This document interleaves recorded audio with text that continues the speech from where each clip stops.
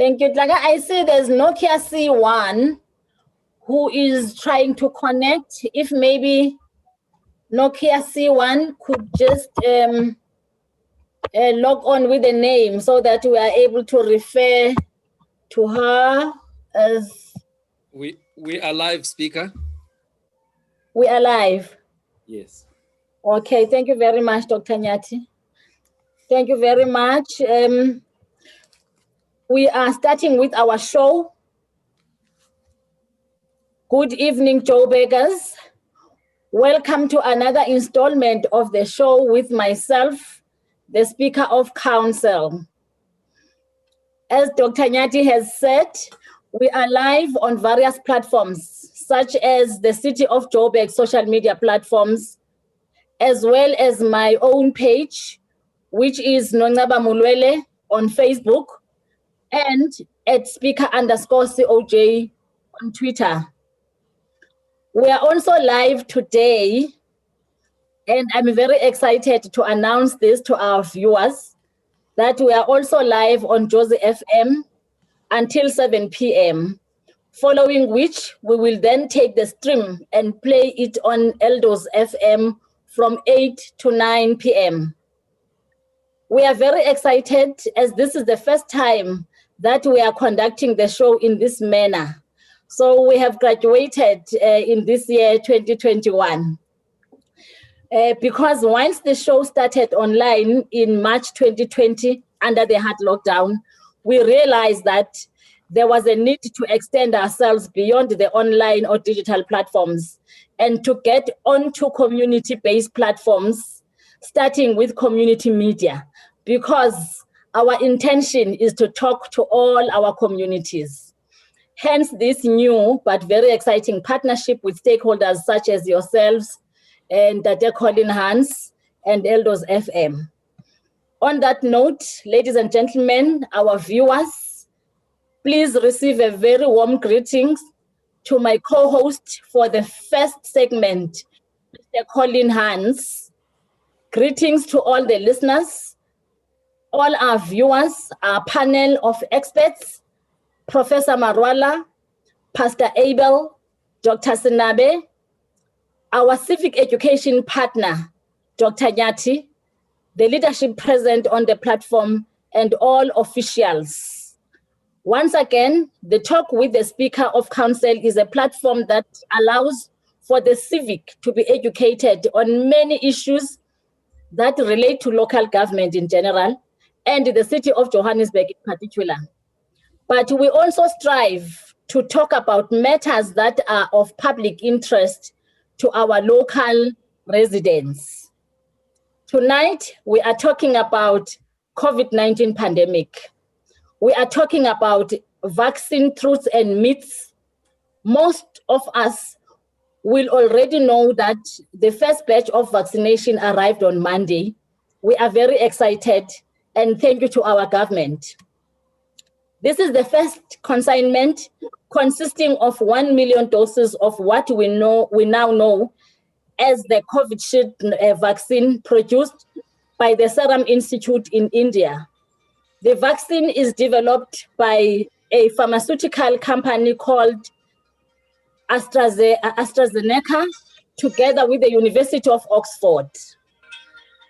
Once testing has been completed, this batch is going to be issued to frontline workers, particularly if the healthcare sector. Once all of these developments are taking place, however, there's a lot happening in the backdrop, particularly as it relates to public sentiment in the South African context. I think we are all aware of that. South Africans are skeptical about the vaccine. The country is literally divided into two. Those are for and those against vaccine. A poll survey conducted by a data company called Ipsos indicates that by mid-December, 47% of South Africans said they would refuse a coronavirus jab. It indicates that citizens are concerned about the vaccine's side effects. They are concerned about the efficacy of the vaccine and are against vaccines in general, hence the rejection of this idea. So today, Dr. Senabe, who is Chief Director of Human Resources Development and Employee Health and Wellness at Gauteng Department of Health, is going to help us, abo laymen, understand COVID-19, the virus, and the vaccination process. He will take us through how the virus operates in the body, the concept of vaccination, why is it important to vaccinate? What are the rights of the citizens as it relates to taking the vaccine, and perhaps also take to the rollout plan of a vaccine in Gauteng. Welcome, Dr. Senabe, and thank you very much for joining us this evening. We really appreciate your presence. But ladies and gentlemen, there is more to our people not wanting ugutata a vaccine. That does not only include side effects. There is also another issue around the lack of confidence in the vaccine itself, and that is some do not trust the vaccine based on the view or a belief that the pandemic in and on itself is man-made, with the objective of wanting to control a new world order. I think we've heard that many times from different people. This is where the issue of 5G comes in. There have been so many theories and conspiracies about how the rollout of 5G technology is to blame for coronavirus. Well, as part of our panel, we have invited Professor Prof. Chilidzi Marwala, who is the Vice Chancellor at the University of Johannesburg and also the Deputy Chairperson of the 4IR Committee in the Presidency. Uzosirhabulisa nge-5G. Welcome, Professor Marwala, and thank you for joining us this evening. We are also joined by Pastor Abel Mahachi, who represents a faith-based organization in Johannesburg, to also share some of the challenges that they face as the faith fraternity, and also share his view on the 5G and e-vaccine. Welcome, Pastor Mahachi, and thank you so much for joining us. We really appreciate your time. We have our resident doctor on the show who need no introduction, Dr. Nyati, who is our partner in our civic education in the legislature. Dr. Nyati has been doing some very powerful work around COVID-19, and we saw him even on the arrival of the vaccine. He was on television talking about the vaccine, and I wish to take this opportunity to also welcome him on the show. Welcome, Doc. As I said, ladies and gentlemen, our viewers, tonight we will do things slightly differently because we are live on Jose FM. I think you have already heard Ntate Colin Hans already. Therefore, I am co-anchoring with Ntate Colin Hans in this segment. Each of our guest speakers will be allocated a few minutes to do an opening statement on some of the issues that I have already raised in the opening, following by an in-depth interaction thereafter. Without further ado, Kinela Marapo Ntate Colin Hans.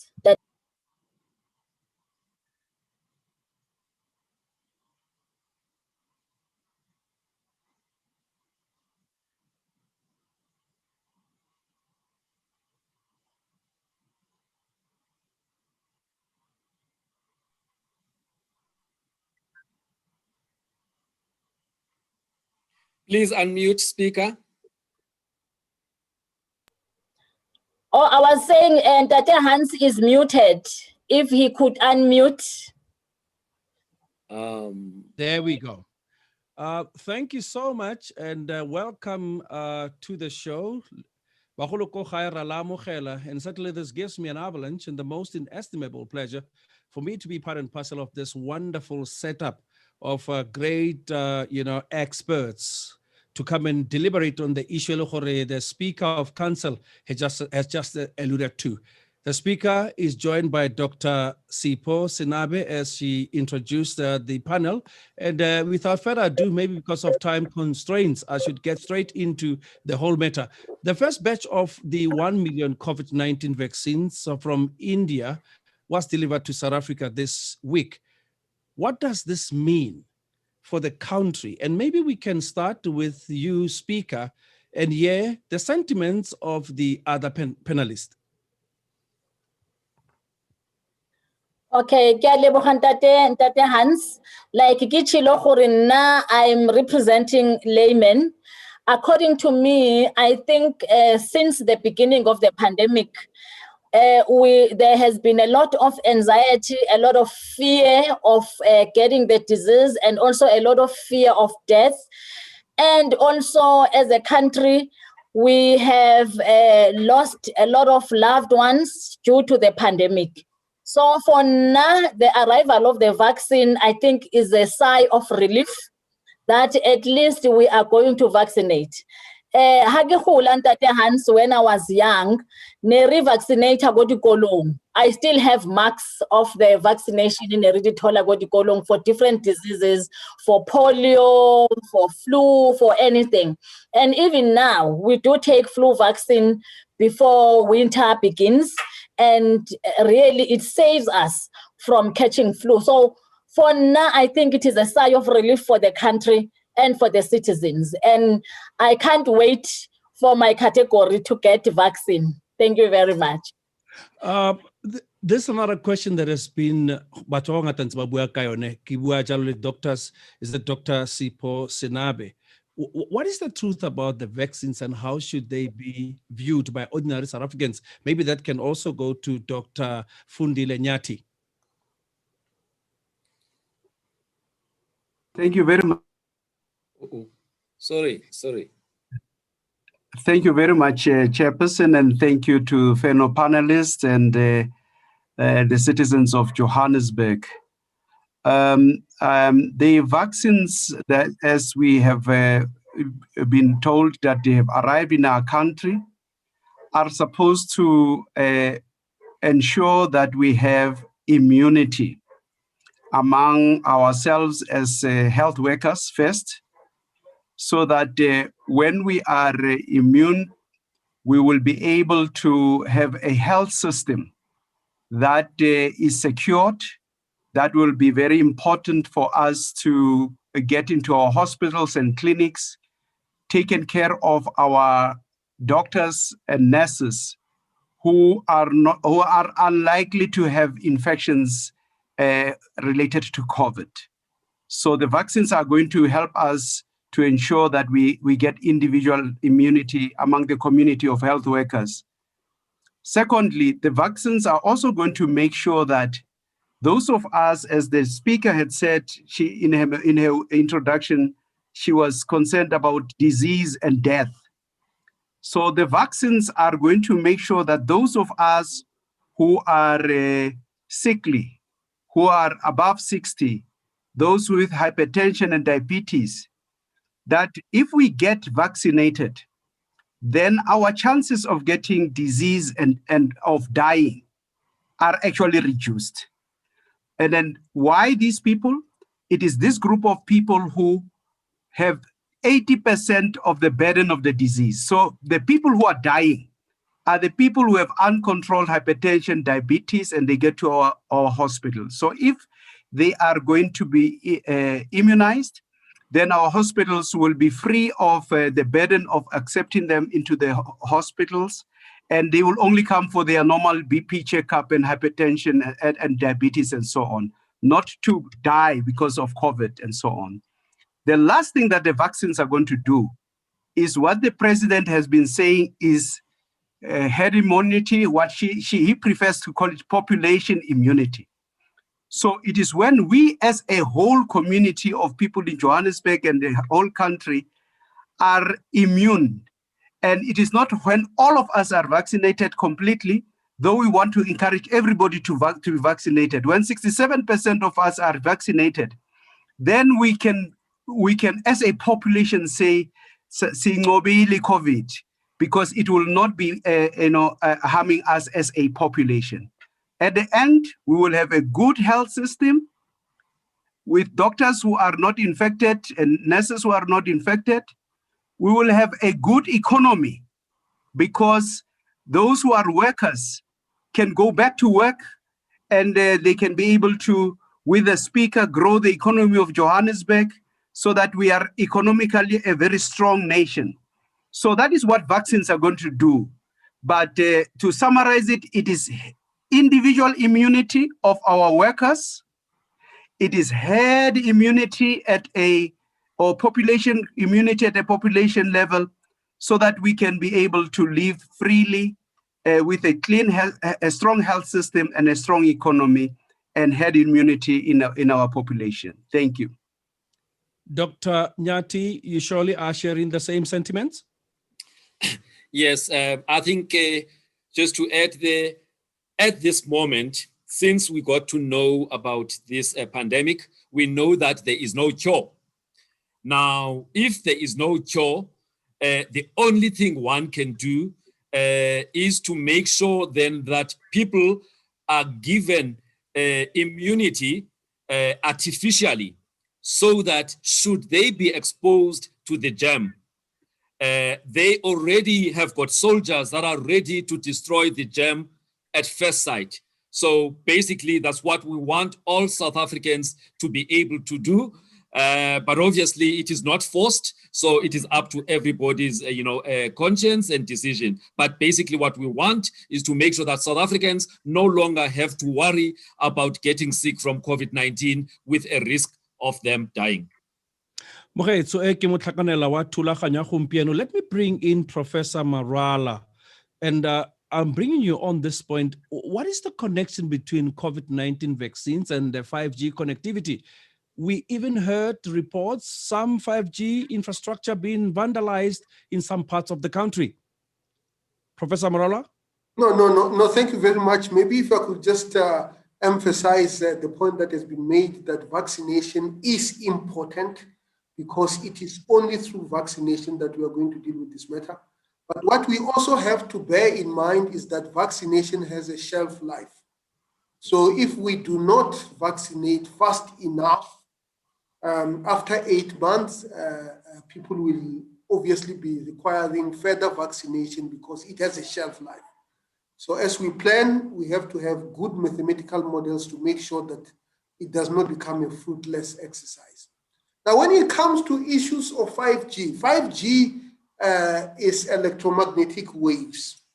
Electromagnetic waves are basically the forces that unify electricity and magnetic forces. Whenever you see electricity, there is a magnet responsible for generating that electricity.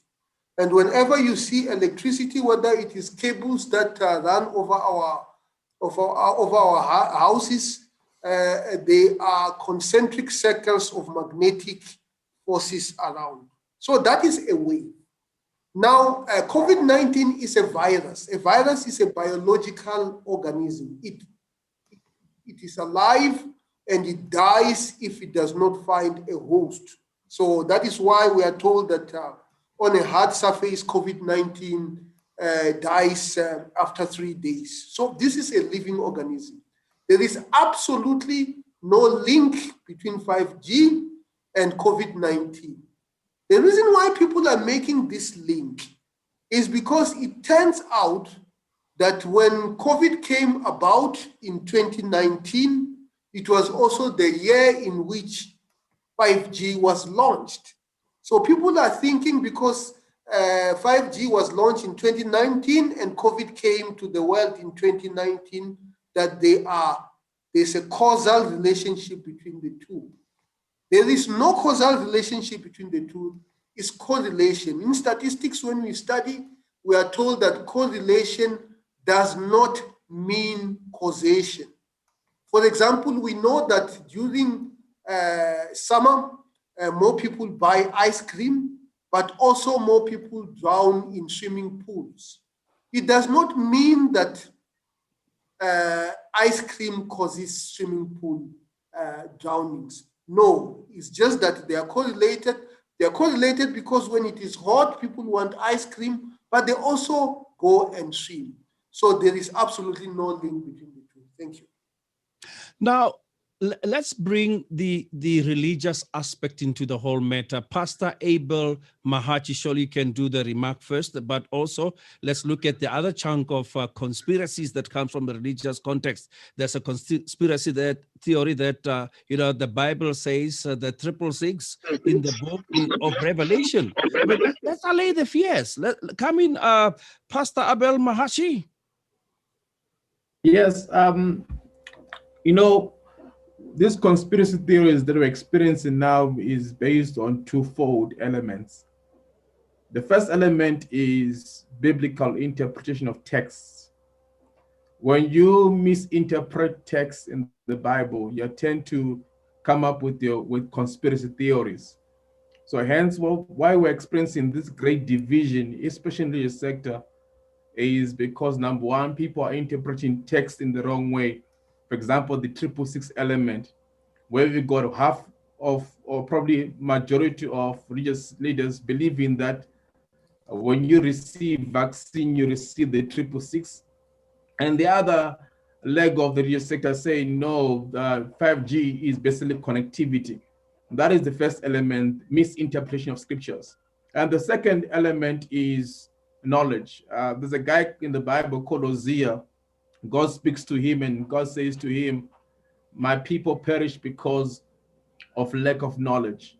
So I'm glad that we have doctors and academics in our midst because they are able to articulate to us what is 5G, what is COVID-19, is there correlation between these two variables? Hence, it is important thereby after this that religious leaders need to be educated on the elements of 5G, COVID-19, as well as vaccination. If religious leaders are not educated, hence followers who run the race or the course of what their bishops and pastors are saying in relation to 5G and COVID-19. And secondly, it's also important that there must be a rollout as well of materials to various leaders and church leaders and also members as well, so that they understand that when we talk about 5G, what is 5G? When we talk about COVID-19, what is COVID-19? What is the importance of vaccination? Once we demystify our congregants, once we demystify these theories in the hearts and the lives of our religious leaders, hence we can rise up healthy communities. We have the right knowledge so as to emancipate our communities in that regard. Now, this may go to any panelist, but then we know for the fact that we need to act very positive as far as encouraging communities to vaccinate amid the fake news and disinformation circulating, which confuses our people. Now, one has to find out, I mean, do we blame the environment on the ground if necessary messages were not coming through the right way? I mean, speculations were there before. And maybe we should have been proactive from government's position, from academia, because of academics in this country has got the responsibility not to come in as crisis managers. Do you concur? Any one of the panelists can come through, then we'll share the remarks as we're looking at time. Maybe I can come in. I think we can do more. And what does not help is that you have had celebrities actually pushing for these conspiracies. And this probably is going to make some people reluctant to take vaccines. My mother also called me and she was talking about Bill Gates and vaccines. I have to put it forward that vaccination is not new, as Madam Speaker has already indicated. We were all vaccinated. TB vaccinations used to happen at school. And somebody will come to school and they will vaccinate you. Polio vaccination has done wonders. That is why now you have very few people who are having disabilities that are caused by polio. So yes, we could have done more and we should do more and encourage all our people to make themselves available for vaccination. I also see Balkan Mufumadi, maybe in all honesty, as part of the panel. Your remark, if you're there, or maybe you're just a participant. Just want to check if Balkan Mufumadi is part and parcel of the panel. And the remark, please, if it's possible. Or we can continue taking any of the responses from the panel. From my perspective, we have a challenge as a nation, and this challenge needs us as leaders to rise.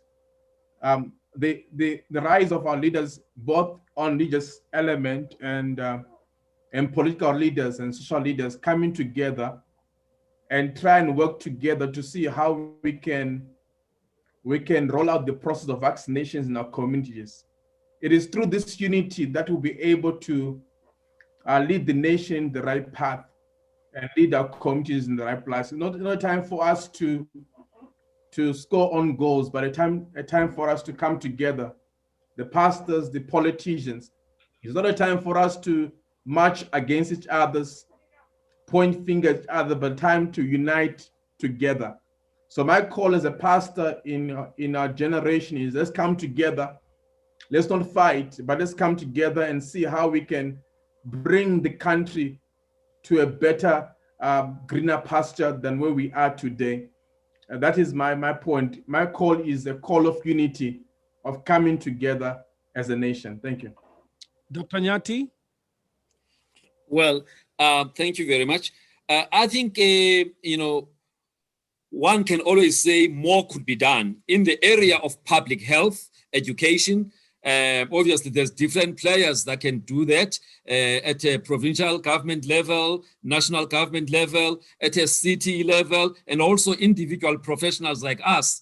We have not done enough. We have a duty to educate, to sensitize, our people. Now, where there is a vacuum, life does not allow for a vacuum. Others will will come into that vacuum and try and do things that are not right, what we call disinformation, giving information with intentions to mislead people or to suit certain agendas. So what I'm trying to say is that it's not late for us to do more within our abilities, to be there to answer questions, so that people know what is right and what is not right, and allow them then to make decisions about the information, and make sure that you use information from credible sources, not just from WhatsApp that is circulating, in our social media platforms. So let's use credible sources, NICD, National Department of Health, WHO,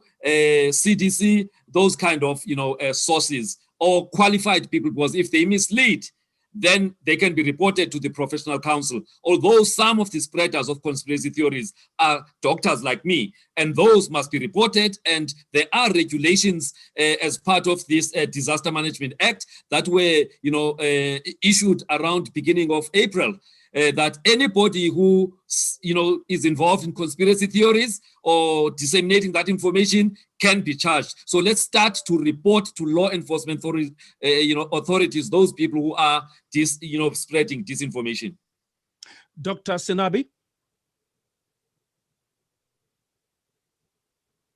Thank you very much. I really want to emphasize this issue of trusting the people who are professionals. Our constitution provides for certain professions to be regulated. And the medical profession, the scientific professions of various kinds, there are different professional councils to make sure that society is guided and that the professions are also held accountable where there is harm that may be caused to society. So I think it would be important in this debate of COVID and vaccination that we are going to listen to those people that have been declared to be professionals. In other words, they can be trusted with the lives and the livelihoods of society. The second thing I want to say is that is the issues of religion and faith.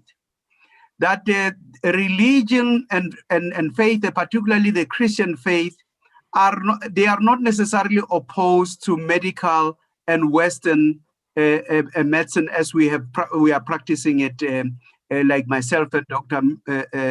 Nyati. We have had a lot of missionaries. We have had a lot of doctors who are of faith themselves, who have been able to be led by science.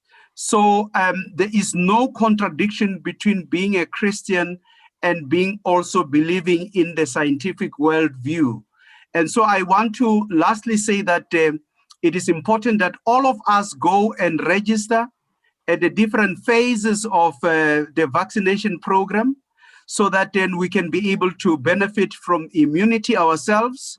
Our families can benefit from us being immune, and the community as a whole can benefit, so that we can be able to live a livelihood that is productive as a community. Especially to protect those who are most vulnerable, our grandmothers who have hypertension and diabetes. If you are a young person and you are living with your grandmother and you do not go for that vaccination, you are actually putting that grandmother at risk. You should actually be taking the grandmother to make sure that we go to the clinic together, we get vaccinated, as and when government says we should be able to be vaccinated. It is very important that we honor life so that we can be able to be a productive and successful community. Thank you. Now, it's 7 o'clock exactly, and we know for the fact that I was taking this part just for radio for 30 minutes, and I think I'll be handing over to the Speaker of Council.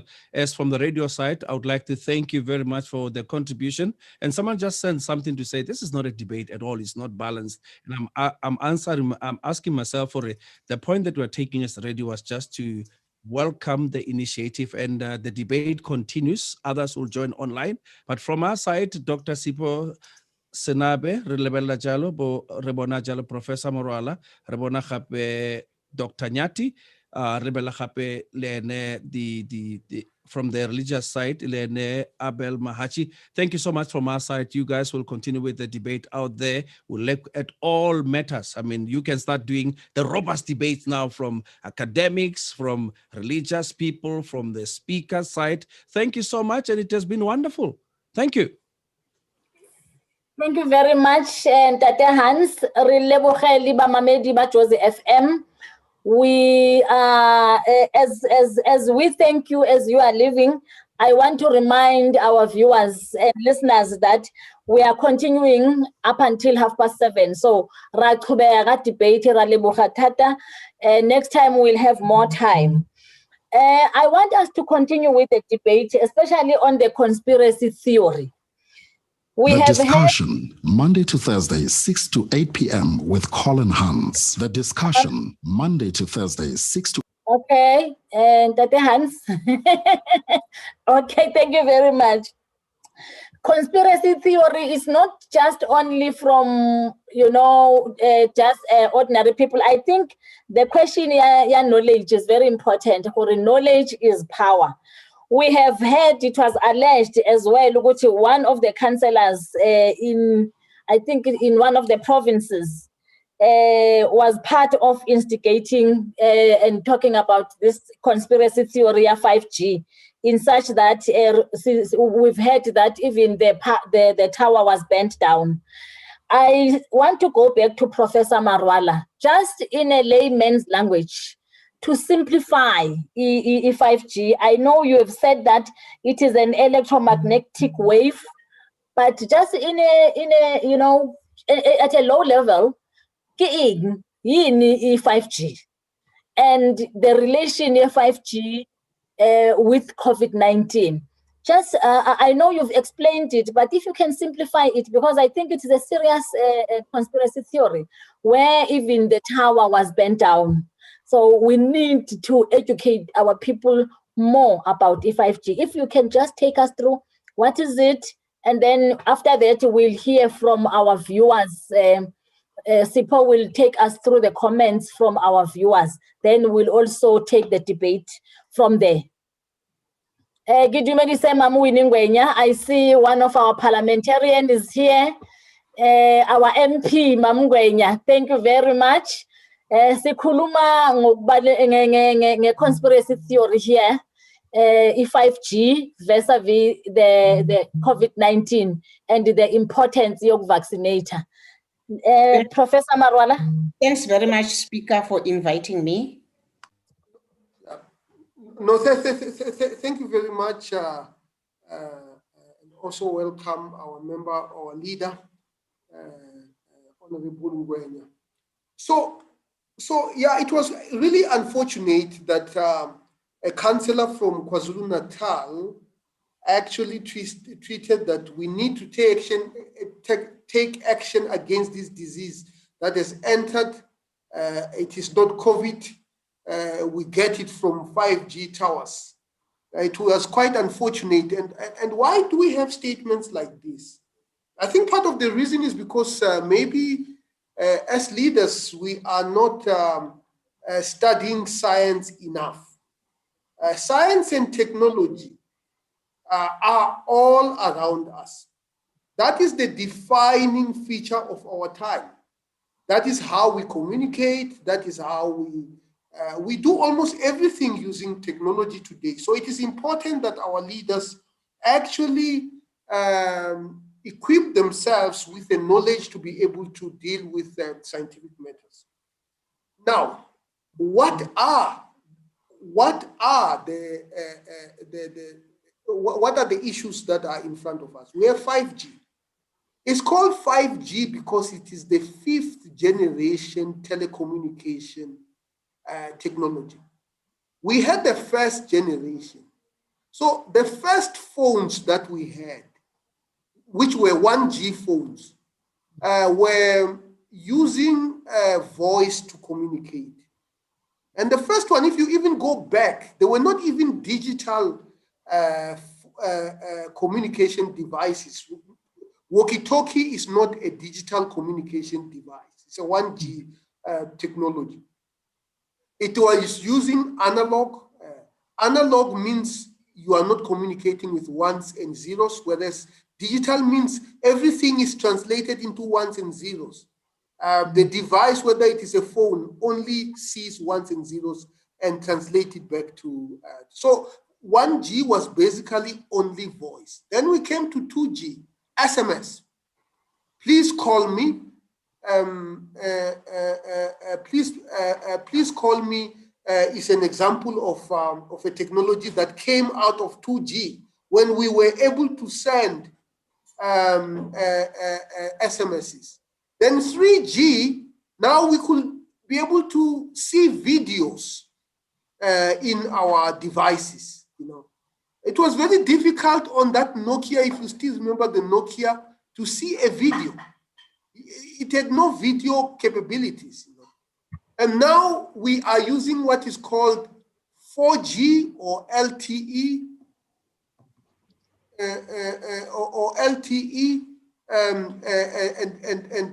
and what it does now, we can be able to download movies on our devices, but it takes a long time. It takes as much as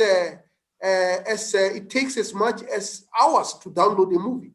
Now with 5Gs, you are going to be able to download a movie in a matter of seconds. 6 seconds, you'll have downloaded the entire movie. It's very, very fast. It is fast because many of the transmitters are now closer to us. So you have transmitters that are almost like telephone poles. You still remember the telephone poles that we see in our streets? So they will have 5G towers. Now, 4G, it can be done with one tower that services a larger area. Because these towers are closer to us, there's been all sorts of conspiracy against them. Some conspiracies say that these towers actually cause cancer. Now, I have to put it up front that the electromagnetic waves of 5G are non-ionizing. Ionizing radiation is what you get from nuclear technology. And that is why even the doc here will testify, we are told that we should not expose ourselves to technologies such as X-rays over extended period of time, because those are ionizing radiation. 5G electromagnetic waves are non-ionizing, which means we must actually be, we are relatively safe from this. Thank you. Thank you very much, Prof. Maybe before we take other panelists, let's hear what our viewers are saying. Let's take questions from our viewers. And let me remind the viewers that this is not a debate, it's a discussion. So we are discussing, we are empowering the citizens and empowering ourselves. Thank you very much. Sipho, over to you. Thank you very much, Speaker. I just wanted to really emphasize on the fact that vaccines are there to ensure that we have immunity at an individual level. So when you get the vaccine, it is injected into your body so that you can be able to have the necessary antibodies that you get like you would get if you had an infection. But we don't want these antibodies to come because of the true infection. We want these antibodies to be there because you have been given the vaccine. So that when the virus comes in, it finds you already have those antibodies that can be able to help your body to can be able to fight the virus. That is what we want to do. And we do know that when you are infected with this virus, you do get this so-called immunity, but it is not long lasting. After 3 months, you can still be reinfected, like our professors have said and the scientists have said. So we want to have this vaccine so that we can be able to have a longer immune status among our people. That is the benefit that is there. Because if you are longer, for a long time immune, then you can be able to go back to work. Then you can be able to interact and trade and do all the other things that you need to do. The second thing is that vaccines are not harmful. So in other words, on one side, we get the good or the benefit of the vaccines. The second thing is they are generally not harmful. That's why we have regulators who can be able to check whether this is harmful or is not harmful, this medication. And they have been checked. And even the ones that we got from India, they are being checked by our regulators so that they should not harm the people. And so government has put in place these regulators so that they are there to protect you as the members of the community. Government has also made sure that you have a health system that we would want to ensure that it is accessible to all our people. Unfortunately, the quality of the services that people are getting, the access is not that optimal, so much that in our townships, most of the people who have diabetes, who have hypertension that is not controlled, are in the townships and in previously disadvantaged communities. We want those people who are so vulnerable to be among the first people to be vaccinated so that they should not die with the combination of COVID and hypertension that is not controlled. And so we are asking you, if you know somebody who is diabetic or who is hypertensive in Makelwane, when they say phase 2, please help us to bring Makelwane to and encourage Makelwane to come to the clinic or to the work to the hospital where that person is going to be vaccinated. Then Tina Banye, who are not having diabetes and hypertension, when all the vulnerable people have been vaccinated, then we can come so that we can all have herd immunity. I just thought I need to emphasize this one of the very vulnerable people, Okoko, Omkulu, who have hypertension in high. Those are the ones we want to come early so that we can be able to protect them very quickly. And there will be a time when we will be able to register So please listen to radio stations about how we are going to be able to register the MECs, the government officials will be communicating through our radio stations. There is a beautiful communication program that is coming from Gauteng through our communicators. Then we will be able to be guided from time to time. So that by the 10th, when the vaccines come to our province, we are ready to vaccinate our nurses and our doctors. And then they will be followed by those who are very sick, who have hypertension, diabetes, and other conditions. And then they will be followed by the whole community. We are appealing to you to please cooperate with us as the government so that we can be able to vaccinate our people. Thank you. Thank you very much, Dr. Sinabe. I have realized we have two SIPOs on the program who are very active. So may I be allowed to refer to you as Dr. Sinabe, and then I refer to our SIPO as SIPO, so that there's no confusion about the SIPOs on the platform today. Thank you very much. Thank you very much for that information. It was very useful.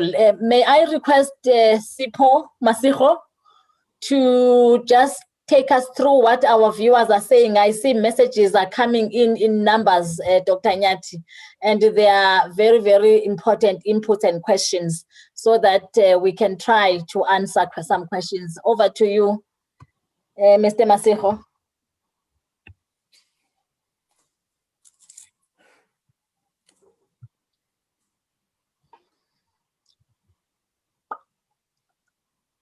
Sipo, are you there?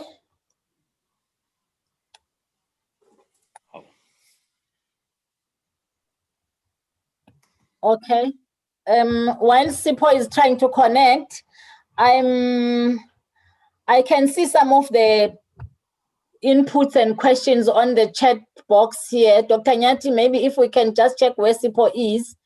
There's other one from Queen Nomasonto Wealth.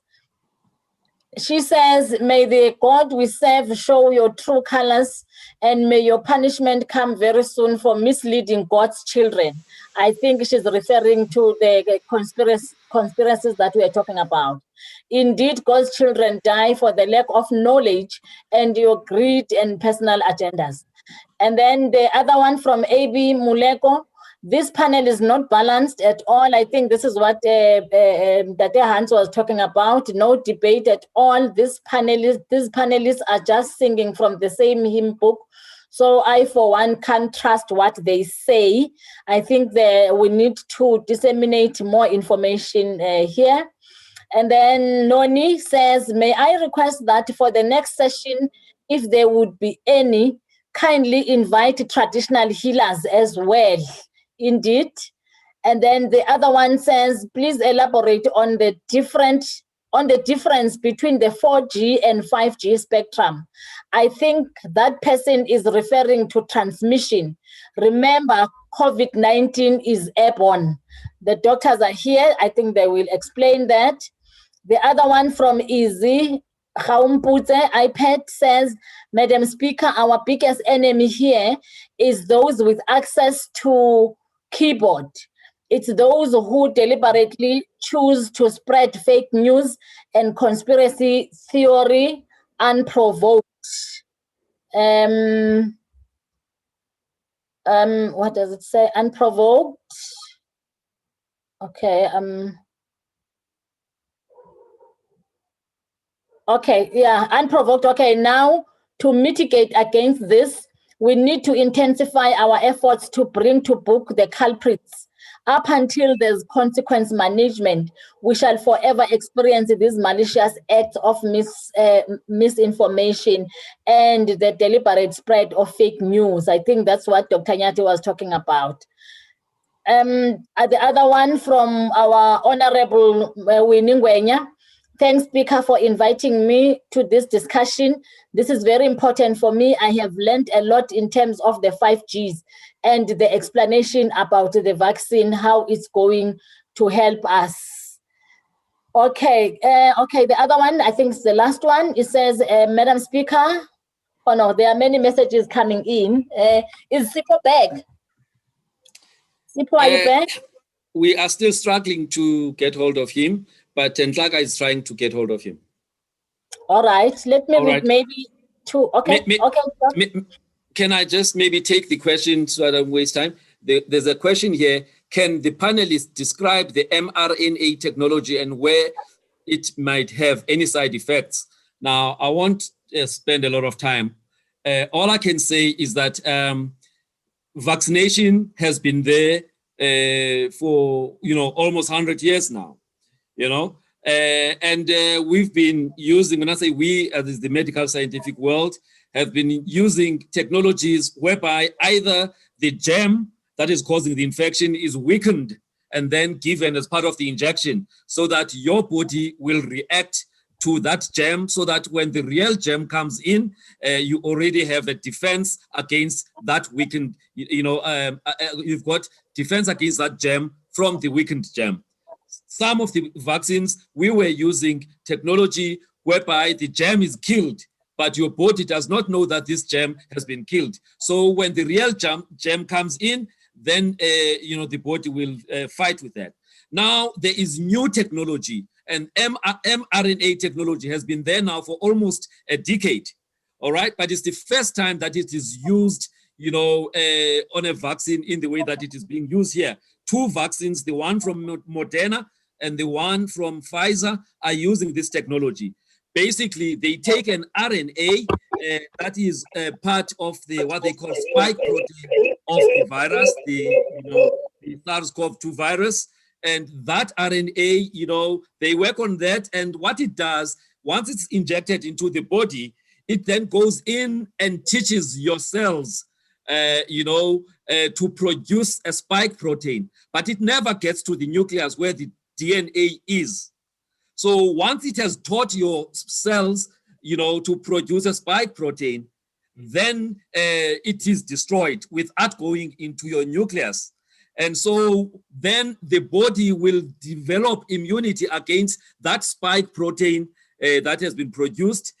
When the real germ comes in, then the body is ready to fight. So, and two of the vaccines that have used this technology, the Moderna and the Pfizer one, have got about 95% effectiveness. That is the mRNA technology, and there are no real major side effects. Yes, pain on the injection site, a little bit of headache, a little bit of raise in body temperature, but there hasn't been any major side effects. Obviously, it's also important for people with a history of allergies to actually, declare that, because any vaccine, any tablet that you take, there's always a possibility that your body may react, which is why for 15 minutes after getting the injection, you are observed by whoever is giving the injection so that there is no allergic reaction or something called anaphylactic shock, which would require immediate injection to try and reverse that situation. So I hope I've answered the question. Thank you. Thank you very much, Doc. Thank you very much. You have indeed answered the question. Let's take Sipho. I see Sipho is back now. Sipho, please take us what our online viewers are saying. Thank you very much, Madam Speaker, and I apologize earlier on. And also, Madam, just to thank Josie FM, who have just alerted me that the callers have been raving about this conversation, and they would like to extend the conversation for an hour next week. So we are doing an exceptional job in educating and informing our people. So Raleboha to Josie FM. There are so many comments, Madam. I'm going to try to go through all of them. The first one comes from Christopher, who says, please don't say these conspiracy theories are not true. What is the actual goal for these vaccinations? Why is it be tested here in Africa than Europe, where a lot of people died? Why has Africa become the scapegoat all the time? The next one from Ivy Kumalo says, good evening. Can I get clarity on this vaccine? Is it the same as the flu vaccine or what? Like myself, I'm COVID-19 survivor. So will it be good for me to take. The next one from Jabulani Baloy says, hopefully we would have established the efficacy of the vaccine that arrived in Mzansi through the rollout to frontliners. He then goes on to say, when exactly did the Minister of Communication sign off the spectrum for telecommunications companies to provide this service? Noktula Chabalala says, good evening, leaders. Thank you to our president for the vaccine and to India for being thoughtful of humankind. Itumeleng Shinwai says, Dr. Nyati, you are right. In terms of educating our people, those that don't use smartphones and those who can't read. Madam, there are too many conversations here taking place on social media, but people are appreciating the conversations that we are having today. So let me stop there for now, madam. I'll take another round later on when we have the time. Thank you very much. Okay. Thank you very much. Yeah, Speaker? Dr. Nyati. Yes, Can I suggest that there's the last question around spectrum and the minister? Maybe Prof. Marwala can just quickly talk about the spectrum allocation and the delay there and everything. No, absolutely. I mean, South Maybe Africa before Prof, I just want to read one. I think it's linked to the one that you are about to answer. There's one question here that says, Madam Speaker, we also do our research. And now if you can Google, Dr. Johan Dennis makes it clear that this vaccine has a nanoparticles stroke nanotechnology. As you respond, maybe you can touch on that as well. Thank you. It says this vaccine has what? Nanoparticles. Nanoparticles. Okay. No, thank you very much. I mean, on spectrum, we have not issued spectrum for the last 15 years. So that is a cause of concern. Obviously, last year during the pandemic, there was an emergency spectrum that was issued so that we can be able to ramp up online connectivity. So last year, the minister sends, the guidelines that are going to be followed in the allocation of spectrum to an organization called ICASA, which is the one that manages this, So now what happened there is that whole process is being challenged by Telkom, which will result in the delay of the allocation of spectrum. In South Africa, things have to be done fairly, and I think the courts are going to adjudicate as to whether there is a merit of that challenge or not. But otherwise, if in the absence of that challenge, we are ready to allocate spectrum. On the issue of nanoparticles and the vaccine, I must confess, I am not sure whether this is a nanoparticle-induced vaccine, and I will leave it to the doctors. Okay, all right. So maybe let me just follow up on Prof on this thing. I think people, that question is clearly one of those questions that are coming from the videos that are circulating, that are clearly conspiracy videos. Now, I think people need to understand, when we talk of a vaccine, we talk of a biological preparation that is given to a human being for the human being to build artificial immunity. Now, for that vaccine to be given to human beings, it's first tested at the lab, what we call in vitro tests. And once it has passed at the lab, to prevent an infection, then it goes to human trials. Phase 1, looking for safety in a small group of people. Phase 2, safety and effectiveness or efficacy in a small group of people. Phase 3, safety and efficacy in a large number, thousands of people. Now, each time there's a move from one stage to the other, even before the study is done, you get ethical approval where you must declare exactly what is going to be inside that vaccine. So there is no ethical approval that can be given by any, a body worldwide where a biological preparation will have, nanoparticles or a chip or whatever. So I think people, this is again, talk about using Google as a source of information. Google can never be a true source of information for everything. In this instance, there is no vaccine. Of the vaccines that have been approved, the first two, they use mRNA technology and nothing more. And then the others are using what we call an adenovirus, almost like a cold virus that has, been used to carry the virus, part of the virus of the COVID-19. So there is no vaccine with nanoparticles. There is no vaccine with,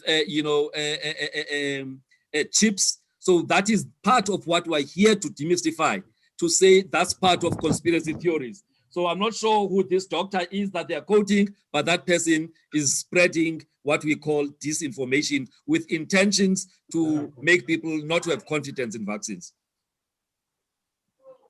Thank you very much. Thank you very much, Doc. I just want to remind our viewers that we are creating this platform for information sharing, and we are inviting experts. So we are listening to the doctors here. Maybe let me hear Dr. Sanabe. Do you want to talk about the video from the doctor that has been circulating? I know Dr. Nyati has also given us some information and some light on it. Thank you. I just want to real information. I just want to commend Professor Marwala here, who has demonstrated a very important a cardinal principle of leaders in the scientific community. Not everybody who calls himself a doctor or an expert is an expert in that area. So the claims of the doctor must be matched by whether that doctor is registered with a council, whether that doctor is a medical doctor, whether that doctor is a scientist. Professor Marwala was very humble to say, this is not, in my field. I would rather refer to the right people. Now, I think for our people, if you are in doubt, then go to a registered health professional to be able to give you authentic information. If you are in doubt, then you can go to any of our regulated bodies that are there to protect you as the community so that you may not be misguided. Our government has collected a whole set of scientists that the government puts on our televisions from time to time. Those are the people we will want to encourage you to listen to, because they are scientists and they are not just practitioners. And so I think it is very important to say not everything that is on Google is the truth. The truth is also embodied in our indigenous knowledge systems. And so it is not necessarily important that you should have a PhD to be able to have knowledge that is beneficial to our people. And so I think it is important to understand that we will need to be skeptical, we need to be robust, we must be able to debate issues like we are doing today. But not every doctor or any person who thinks or says that he is a doctor is actually having the authentic information. And that's why we need to be able to look at our regulators and those who are supposed to guide us in society. Thank you. Thank you very much, Doc. I'm not sure how much time do we have, but I see there are two hands. I think take them. Take the hands, okay. But I think the message here, Bahlali, is that massively information from the right sources, from people who have the know-how, who are experts. Singahambe sithathe umgosi ozasiconfuse as the citizens. I have Amos, and then after Amos, graciously favored Lady T. Amos, just briefly, your question, Amos, or your comment? unmute her, Dr. Amos, and speak.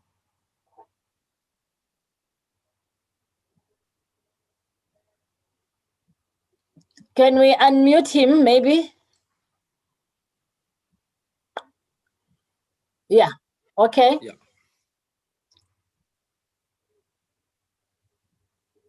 You may speak now, Amos.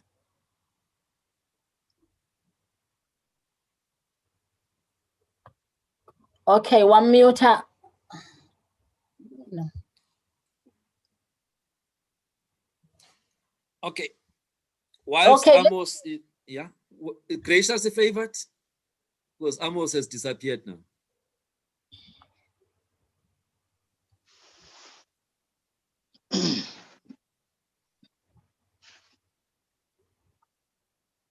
Amos, Gracious a favorite?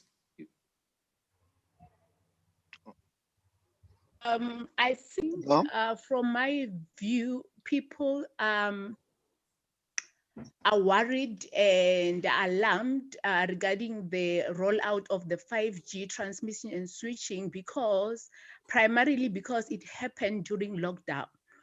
And I did a bit of research regarding it, the spectrum, because I'm from the mobile space. So remember, we upselling the technology in terms of what's gonna benefit us in the long run. However, we're not talking about the ripple effect. Transmission of 5G, it means that everything is fast. The speed, meaning it's fast, it's expensive, it's technology, blah, blah, blah.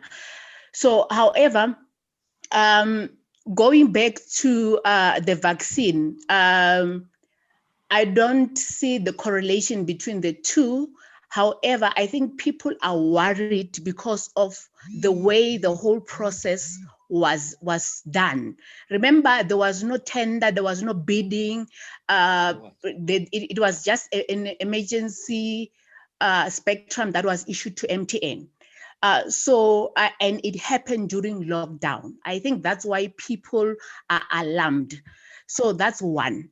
The way the whole process was done, it did not follow the right process. It was not the spectrum, there was no bidding, there was no tender, it was just an emergency thing. So that's why people are asking themselves, why was it rolled out as during lockdown? Because it's not an essential service. So we're asking ourselves about the emergency. What is the emergency? Because the 5G tower, it's expensive. To upgrade a tower from 4G to 5G, it's quite expensive. And if you look at the rural areas, it's gonna take time for people to get access to 5G. People are even discarding that it's expensive, because remember what we're saying it's we're going to get access to this fast, we're going to access to this fast. However, it comes at a price, it comes at a cost. Are people going to afford it? And when it comes to going back to the vaccine has nanoparticles.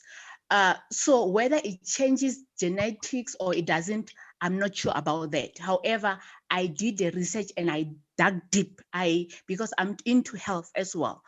So, but my question to you, Minister, is I understand that once people have injected with the vaccine, for some reason, they say it reaches end of life in your system. And I'm not sure whether it's a conspiracy theory or it's just, however, they're saying that you have to inject is it quarterly or yearly in order for the lifespan of the vaccine to be activated. All right. Speaker? Yeah, thank you very much. Can we be short in our inputs? Yeah, I think people are making comments instead of asking questions. But yes, I think we need to. Sorry, Speaker. The previous speaker is exactly doing what we are trying to correct here. She says she's done research, but I mean, what research is she talking about? There's nothing about nanoparticles and vaccines. Clearly, she has done Google research, But here we're talking about proper scientific research as far as vaccine is concerned. So please, I think let's also be wary of people who are using this platform to further enhance, disinformation. Okay, thank you very much. I had noted Amos. Amos, are you back? Then we'll have the very last hand, which is from Sandile Mahlaba.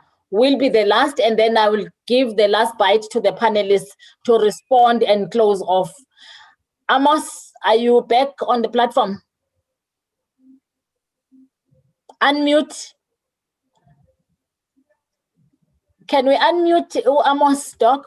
Try and unmute. Yes, you are unmuted. You may speak now.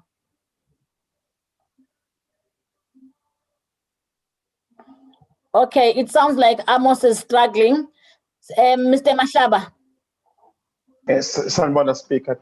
Thank you very much for the opportunity and for a very good speakers that you've got today. I think for me, one of the questions that I have is just maybe looking at the opportunity, how we can all partner, government, private sector, civic organization, to educate, to advocate for the correct information. Because I think for me, what I'm hearing today, what I've been seeing in these conversations, there is really a very big lack of basic information.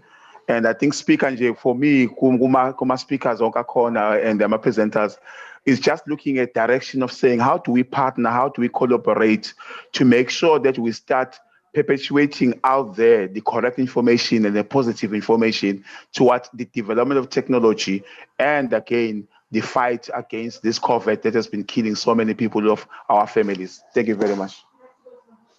Thank you very much. Thank you very much, Doc. I think Amos is struggling to speak. Maybe I will hand over to our panelists.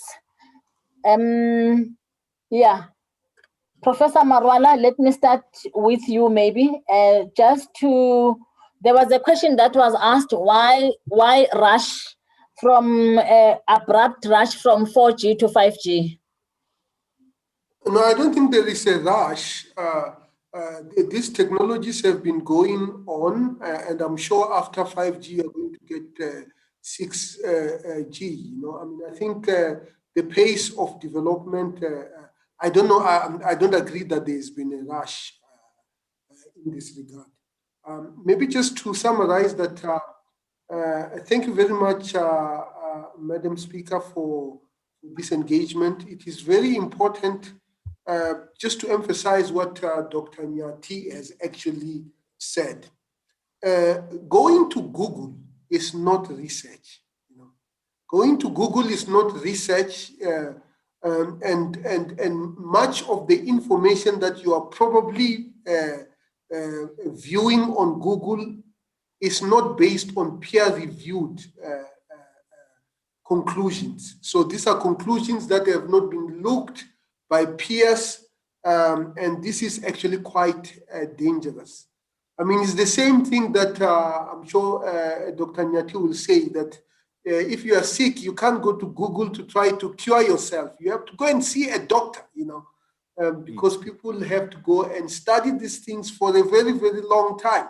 There's no shortcut. So thank you very much, Madam Speaker, and I look forward to working with your office in the future. Thank you very much, Professor. Maybe before the other panelists respond, we have been given time up until 8. Maybe for 5 minutes, Sipho, if you can just read more comments from our viewers. I hope Amos has written down what he wanted to say, because he was unable to articulate it because of technology, I guess. Sipho Masiho? Yes, madam. Thank you very much. Thank you very much to our panelists once again. The comments are flowing. The first one that came in says, "Thank you, Madam Speaker. I am with young people here, and they would like to ask Mr.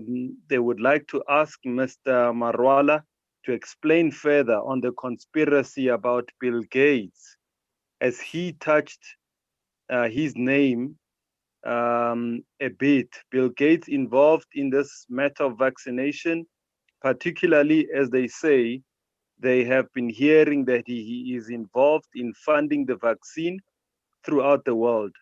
And what is it that is said about him seemed true on social media, that he wants to manage the world population and particularly Africans.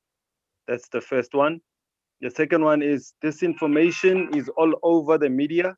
Can this informative sessions be done in such a way that the community members can also benefit?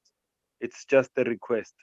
There was another comment here where I saw somebody was asking about Ivectamin. Apparently this Ivectamin is also doing some rounds about people having taken it. And can the doctor please respond and tell us whether this drug is safe for people to take? Thank you very much, Madam Speaker. Thank you very much, Mr. Masejo. Maybe before the doctors, let's go back to Professor. Prof, thank you very much. Conspiracy about Bill Gates. I wouldn't want to entertain the conspiracies about Bill Gates. To the best of my knowledge, the vaccines that we are using were not manufactured by any of Bill Gates' companies. We know Oxford University has been involved in the establishment of some of the vaccines. So I think those are conspiracies that we should discourage people from even pursuing, because they serve no purpose other than to derail us in dealing with this pandemic. The most important issues is that there are guidelines on how to avoid, to minimize the risk of transmission. Let us adhere to that. There are vaccines that have come to the country.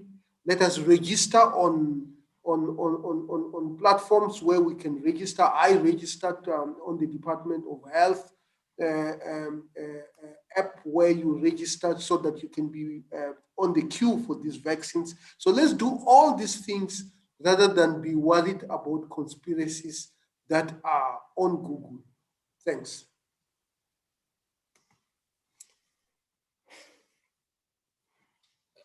Unmute speaker.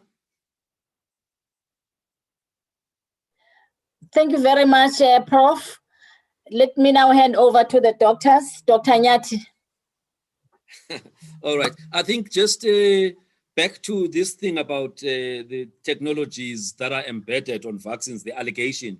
I think people need to understand that when these ethical bodies approve these studies, whether it's in the lab or in human beings, they will never approve something that is going to cause harm on a human being. All right. So I think people need to now just put that aside. Number two, this 5G story. There is an organization called ITA globally, which is part of the United Nations. And that's the body, that, looks at these issues of spectrums and stuff. But there's also another body that looks at the use of these non-ionizing, electromagnetic waves and the potential to cause harm on human beings. So there is no technology of, mobile communication that is used without being reviewed, in terms of potential to cause harm when people use those cell phones. So I think and there are guidelines that they've put in place so that you use that technology within those guidelines. Therefore, your chances of getting any problems are managed. So I think let's put that to side, right? The last thing here would be for me the efficacy of the COVID shield. Well, somebody asked that question. Efficacy of the vaccines that landed 2 days ago from AstraZeneca, made in India. 70% effective. All right, 70% effective. They've gone through all the, phase 1, phase 2, phase 3 studies, 2 doses about a month apart, 70% effective. All right.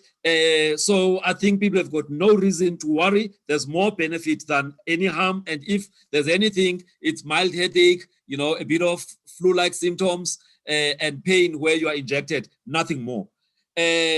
Ability of South Africa to produce vaccines. South Africa has the ability to produce vaccines as evidenced by the fact that our own company in South Africa, Aspen Pharmacare, is actually sub-licensed to produce vaccines for Johnson & Johnson in Port Elizabeth.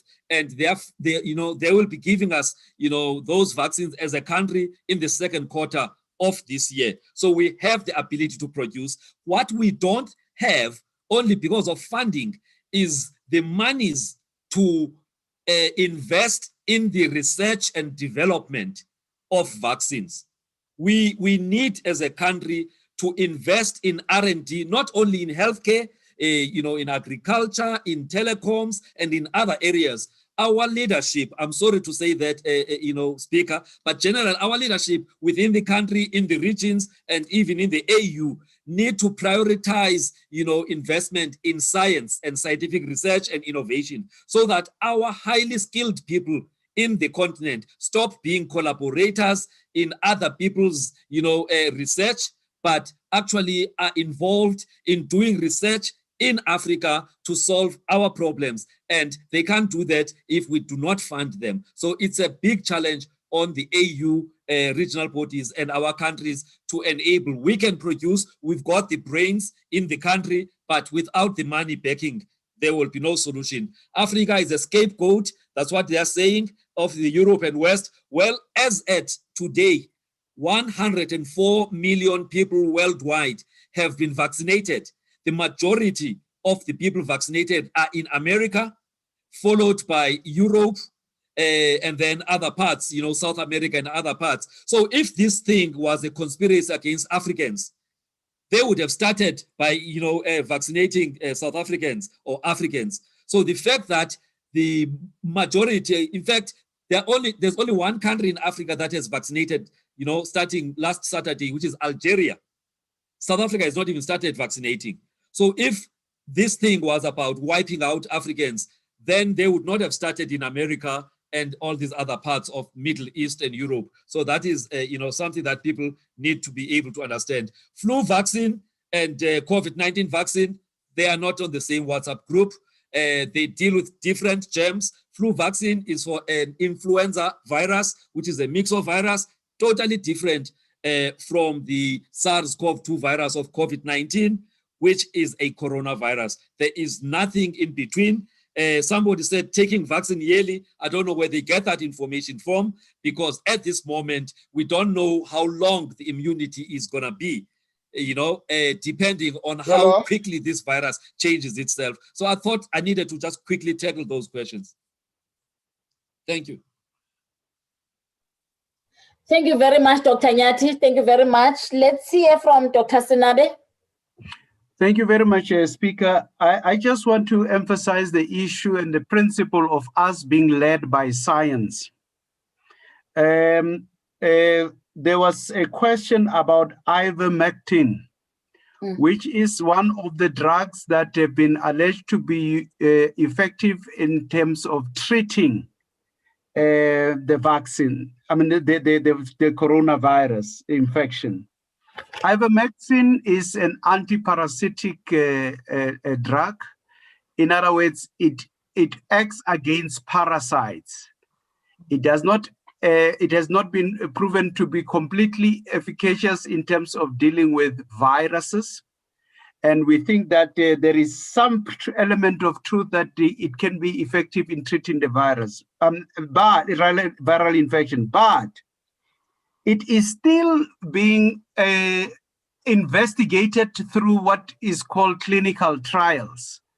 In other words, these are experiments where we want to be effective. We want to be sure that this drug can be able to work against the coronavirus. There is a regulator called the SAPRA that is overseeing the clinical trials, these experiments, so that we can be for sure that it is actually working. At the moment, it is licensed for those doctors who are saying, well, I am going to take a chance and I will be responsible for whatever side effects if I give this person this medication. So we are still waiting for those clinical trials.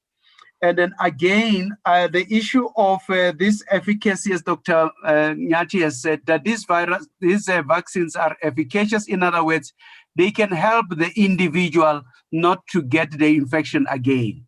But we want not just one individual, we want 67% of us. We must go and be vaccinated. If it is only one of us or two of us, it won't work.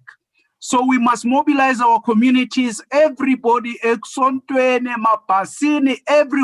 so that we can be able to actually encourage and have that 67% to have the population immunity and herd immunity. The last thing I wanted to say about young people, because young people raise the issue about Bill Gates, and I'm sure Professor Marola will agree that it is very important that we encourage our young people to study the sciences, the technology, engineering, and mathematics subjects, so that we don't follow just what is on Twitter or on social media, but that we are actually going to grow our own generation of scientists and people who can be able to be literate in science. And I think this debate going forward is going to be led by those scientists. And I'm encouraging you, next time that there is on television, these big scientists that Minister Mkiza is collecting, the big professors who are on, please listen to these professors. Let it be that we will be guided by that science, so that we can be able to differentiate between the misinformation or what is called an infodemic, where there is misuse of information to actually mislead people, not based on science. We don't want an infodemic. We want a program that is going to be vaccinating our people so that there is herd immunity, so that there is population immunity. Thank you. Thank you very much. Thank you very much for those last remarks, Dr. Sinabe. Let's hear from our pastor, Pastor Abel, yes, your closing remarks, and maybe try to respond to some of the question if you may.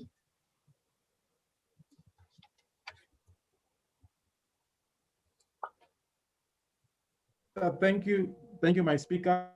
I think from the religious side, I think it's important and fundamental in terms of educating, in terms of reactivating the communities, because if you are going to roll out the vaccine, it's important that the religious leaders are on the forefront.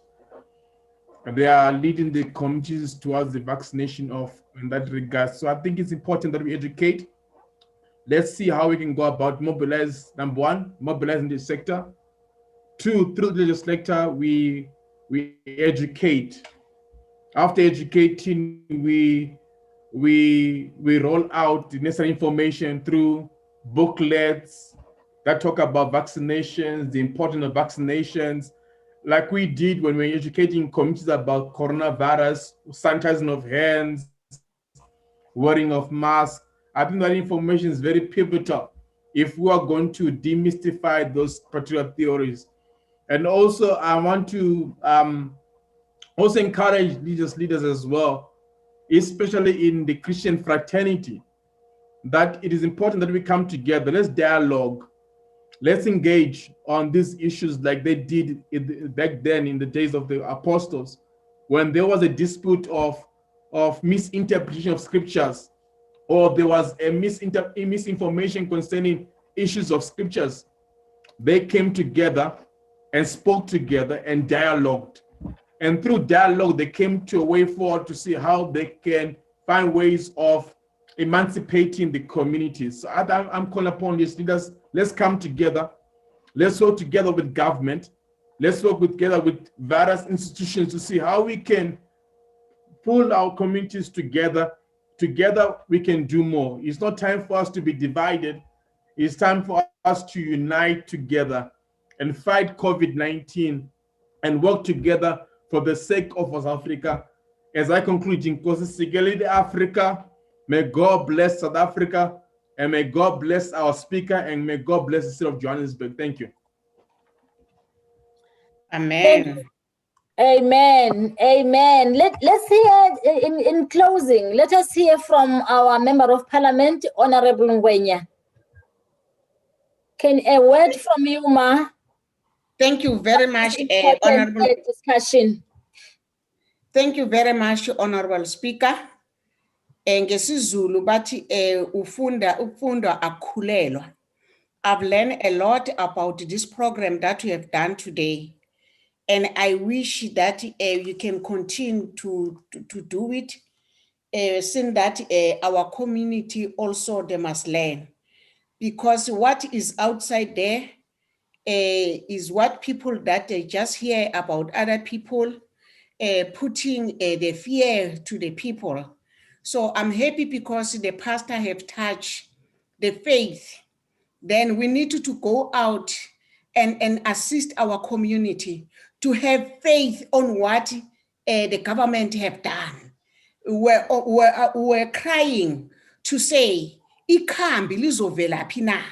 Our people that were dying day and every day. You speak to me today, tomorrow I'm no more. You speak to another one, uyalala futhi akasekho. So nali ikhambi lifikile. Our responsibility now is to pray to God to say, nali ikhambi lifikile nkulunkulu wami, help us to use this ikhambi sizokwazi ukusave impilo zabantu and futhi nabantu nabo bakwazi ukuthi baphile. I'd like to thank all the panels odokotela bakhona la that ngifundile okuningi nami as a public servant. When I speak with the people, I know what to say. I know how to advise them. Ukuthi nali ikhambi selifikile and elifuna abantu abanjani. It's better, Madam Speaker, because I'm also part of those people who are vulnerable, who've got high blood, who've got sugar.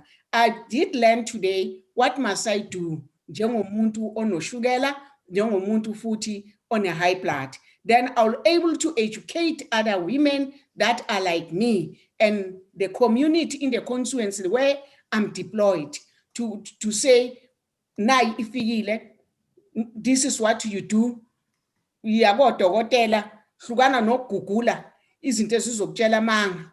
Nabo bodokotela bakufundele lokho abangama professional. Hamba uye clinic uzokwazi ukuthola uncedo. Ngicela Madam Speaker, continue with this program. This is the beginning, but I believe that there are a lot of people that are listening to this. This 67% of the people, I think we need to have 100% of people to have faith for us to be healed in South Africa. Thank you, Madam Speaker. Thank you very much. Thank you very much, Honorable Ngwenya. Thank you for your input. I think Umama Ngwenya uyatsho ukuthi nayo vaccine seyikhona and we are hoping ukuthi very soon nekhambi lizofika. But okwamanje i-vaccine ikhona. We are not forced, as we have heard from our leaders, from the minister and from the president, that you are not forced to vaccinate, but it is important that we vaccinate. Hence, we have these sessions. So we must be well informed, because it will also not be assisting if vaccine ifike and then people don't vaccinate. So we are encouraging people, not forcing people to vaccinate. Sigome sasibiza ngokuthi umgomo safunda sifake igrivizo esikolweni. I still have marks, like I said, engalweni where we besigonywa for izifo. So this is the same that is going to happen now. Siyagoma against this disease esihlasele eseyithathe abantu abaningi. Without a waste of time, I think Mr. Mahlaba spoke about the importance of collaboration, partnership. We really call upon all members of the society as we have our experts, we calling from people, let us partner, please partner with us as the city of Johannesburg as we embark on this civic education. But knowledge is power. So we are imparting knowledge to our people. Civic education is at the center of us as the city of Johannesburg legislature. We are saying, let us come together and fight this virus as a society and stop the infection, stop the spread of the virus. We want to thank our communities. We want to thank our panelists. And we also want to thank, in fact, communities, those that are in the meeting, those who have raised their voices and have spoken. Thank you very much. We thank our communities online. Thank you very much. We want to thank our Honorable Member of Parliament. Thank you, Ma, for gracing this discussion and also your input. Very important as our leader. And I know that when you go back to your portfolio committee and you go back to, you will say, no, civic education is happening in Johannesburg. Thank you very much. Thank you very much, all our doctors present. Professor, thank you very much. Let us collaborate. Collaboration is very important, but most importantly, for the first time ever, we have now collaborated with our local media. You know how great it is. We have comments from Jozi FM listeners. We are also going to be streaming up until 9 p.m. tonight from Eldos FM. And we are calling upon all other local media houses to join hands with us as we educate our communities, as we empower our communities, because this is about empowerment. Thank you very much. I am also very empowered. As a public representative, I'm very empowered. Really, thank you very much. Thank you, Ningatino Nangomso. What has come across here, Dr. Nyati, is that time allocated for this discussion is very short. Yes, I'm reading here, they are saying time allocated is very short. There's request for a repeat or a continuation of this discussion. There is a request from our viewers. There's also a request of bringing on board traditional practitioners, a representative. So we have noted those requests.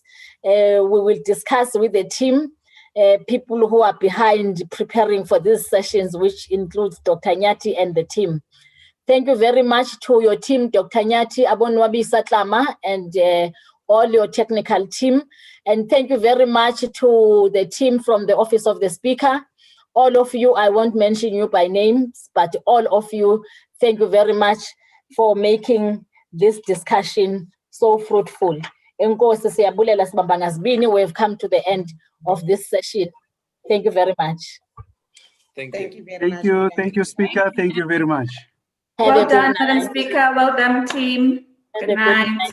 Thank you. Thank you very Thank much. you so much. Good work. Well done. Thank you, Madam Speaker. Thank you, Madam panelists. Speaker, and the team and the panelists. Thank you, very Madam much. Speaker. Much appreciated. Thank you. Thank you, Madam Speaker. Much appreciated. Bye. Bye. Thank you. Thank you. Bye.